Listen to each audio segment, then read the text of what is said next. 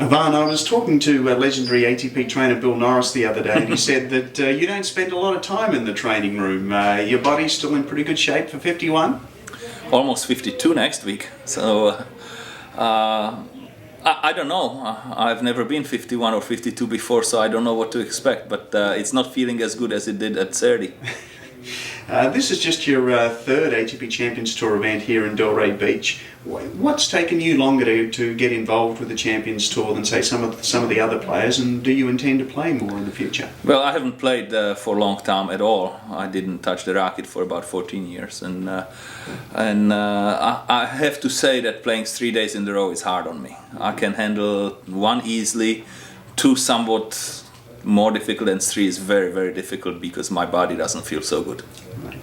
During your career, you were known as a bit of a prankster in the locker room. Are there any pranks? That's a nasty rumor, it's not true.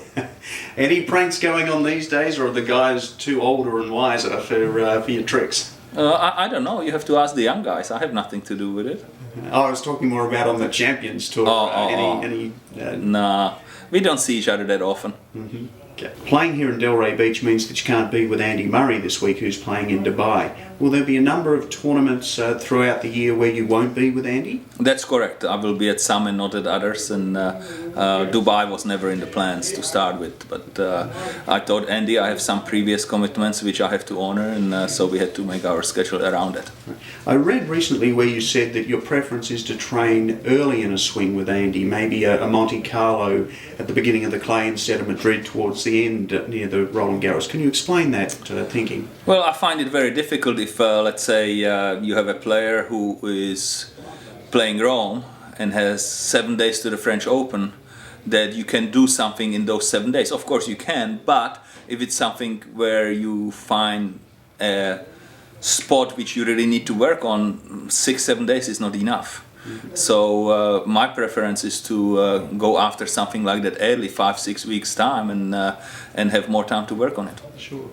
As you've gotten to know Andy closely this year, is there anything about his personality or his approach to the game that has surprised you in any way, or has he been, you found him as you expected him? Well, we have met enough times before we started working together that we knew what to pretty much expect from each other, and it has been fun.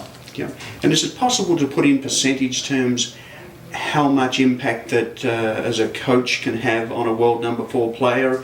Could you say you hope to make a 10% improvement, a 30%, or is it hard to quantify? I can say anything I want, but it's not going to be accurate. So no, you can't really say. Yeah. And Andy's a pretty inquisitive guy, likes the history of tennis. Has he picked your brain at all about your playing career? We talk about the game in general, and he has asked questions here and there, yeah. Mm-hmm. And just finally, do you see anyone from outside the top 4 likely to win a Grand Slam title either this year or next year? Well, that's tough to pick anyone. As you probably know, since 2005 there are only 2 guys outside of Novak, Roger and Rafa winning Grand Slam tournaments, and obviously I'm hoping that the next one will be Andy. Thank you, Ivan. Thank you.